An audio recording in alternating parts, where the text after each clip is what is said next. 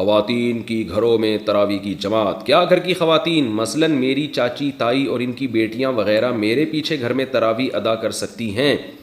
اگر ہاں کر سکتی ہیں تو اس کی کیا صورت ہوگی اور کس طرح صفیں بنائی جائیں گی؟ محمد صفان دہلی سے. جی کر سکتی ہیں اگر پردے کی مکمل پابندی ہو.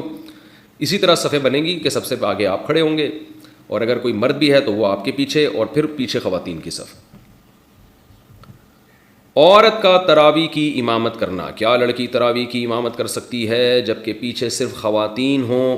نیز اگر پیچھے لڑکا بھی کھڑا ہو جائے تو کیا حکم ہوگا؟ محمد تسلیم اختر انڈیا سے. تراویح میں خاتون کو امام بننا خواتین کا یہ مکروہ ہے، ناپسندیدہ ہے. پورے دور نبوت میں ایک واقعہ ہمیں اس کا ملتا ہے کہ امی عائشہ نے خواتین کو نماز پڑھائی تھی، بیچ میں کھڑے ہو کر، آگے نہیں کھڑی ہوئی تھی وہ. لیکن پھر بعد میں حضرت عائشہ سے بھی یہ منقول نہیں ہے اور صحابہ میں سے بھی یہ منقول نہیں ہے. تو اگر یہ سنت عمل ہوتا یا جائز عمل ہوتا تو صحابہ میں اس کا رواج ہوتا. تو اس سے پتہ چلتا ہے کہ اس پر کو صحابہ نے فالو نہیں کیا، اور خود امی عائشہ سے بھی یہ ثابت نہیں ہے کہ وہ بعد میں جو ہے باقاعدہ پراپر اس طرح سے جماعت کی نماز کراتی ہوں. تو اس لیے علماء نے لکھا ہے کہ نماز تو ہو جائے گی، کیونکہ امی عائشہ نے ایک دفعہ پڑھائی ہے نماز، تو نماز تو ہو جائے گی، مگر یہ طریقہ مکروہ ہے، ناپسندیدہ ہے. تو اس لیے خواتین کو چاہیے کہ وہ امامت نہ کیا کریں، کیونکہ یہ اسلاف میں ہمیں یہ معمول نہیں ملتا اس کا، بلکہ مرد ہی امامت کرے اور خاتون پیچھے کھڑی ہوں. بعض خواتین کہتی ہیں ہم نے رمضان میں قرآن دہرانا ہے، تو وہ نماز کے بغیر بھی دہرایا جا سکتا ہے، سن کے بھی دہرایا جا سکتا ہے. باقی یہ کہ اگر خاتون کے پیچھے کوئی مرد کھڑا ہو جائے تو اس کی نماز تو بہرحال نہیں ہوگی کسی قیمت پہ بھی.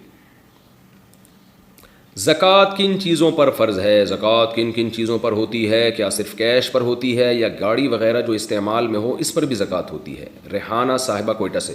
زکوٰۃ 4 چیزوں پر ہوتی ہے، اس کو یاد کر لیں. کیش اماؤنٹ جو آپ کے پاس ہے اس پر بہرحال آپ نے زکوٰۃ دینی ہے، تھوڑا ہو یا زیادہ ہو. سونا اگر آپ کے پاس ہے اس پر بہرحال آپ نے زکوٰۃ دینی ہے، بشرطے کہ 52.5 تولہ چاندی کے برابر ہو اور سونے کے ساتھ بقیہ 3 چیزوں میں سے بھی کچھ ہو.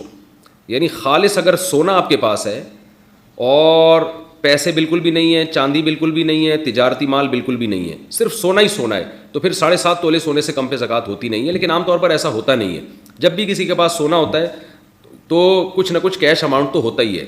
تو اس لیے پھر ایسی صورت میں سونا نہیں دیکھا جائے گا، بلکہ یہ دیکھا جائے، سونا اصل نہیں دیکھا جائے گا، بلکہ سونے کی ویلیو دیکھی جائے گی کہ 52.5 تولے چاندی کے برابر سونا ہے یا نہیں ہے. اور وہ آدھا تولہ سونا بھی آج کل 52.5 تولہ چاندی کے برابر ہو جاتا ہے.